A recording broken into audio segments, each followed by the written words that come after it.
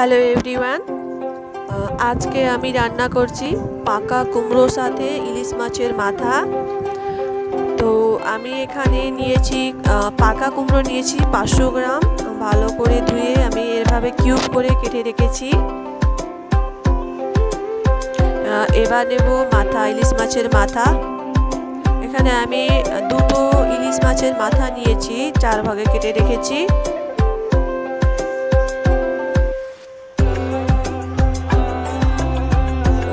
এটাকে সাইড করে আমি এবার নেব সামান্য নেব হলুদ গুঁড়ো, 1/2 টেবিল চামচের মতন।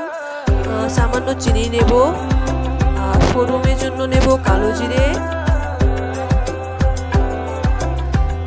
আর নিচ্ছি আমি স্বাদ মতন নুন।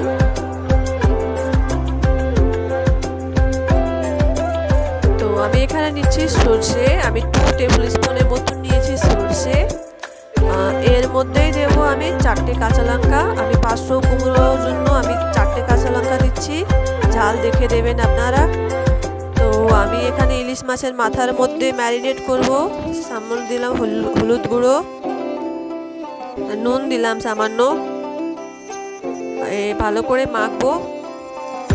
মাখা হয়ে গেছে। তো আমি কাঁচা লঙ্কা আর সর্ষে যে ছিল সেটা আমি একটা পেস্ট করব।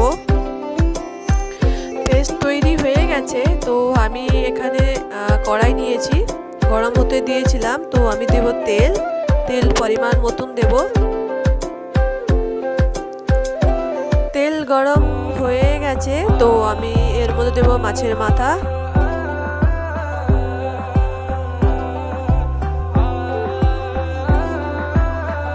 মাছের মাথা বেশি ভাজতে হবে না, আপনারা 40 সেকেন্ডের মধ্যে উল্টিয়ে দেবেন।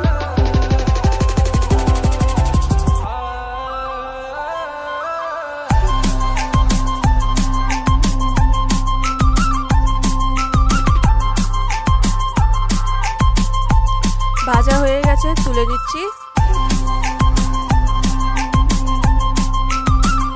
এবার ওই তেলের মধ্যেই দেব কালো জিরে, ফোড়ন।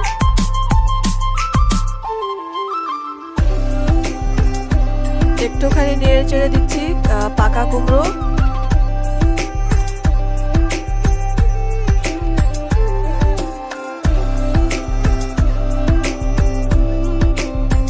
নুন দিলাম স্বাদ মতন।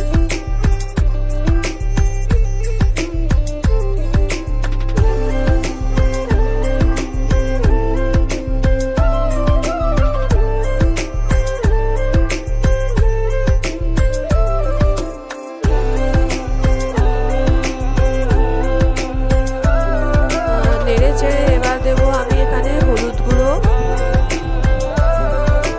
চিনি,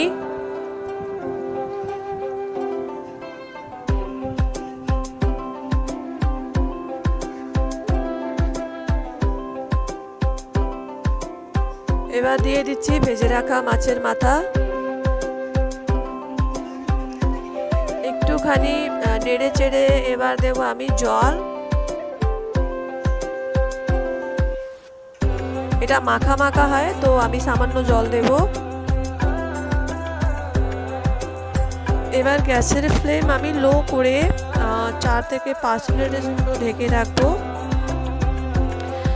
এখানে 5 মিনিটও হয়ে গেছে। তো দেখতেই পাচ্ছেন ভালো করে কুমড়ো গলেও গেছে। তো এখানে মাছের মাথা যে মাঝখানে ভেঙে দেবেন, মিক্স হয়ে যায়। এবার আমি শেষ দিক থেকে দিচ্ছি সরষে বাটা, এটা একদম শেষ দিক থেকে দিতে হবে। ব্যাস রেডি হয়ে গেল পাকা কুমড়োর সাথে ইলিশ মাছের মাথা। এটা গরম গরম ভাতের সাথে সার্ভ করছি।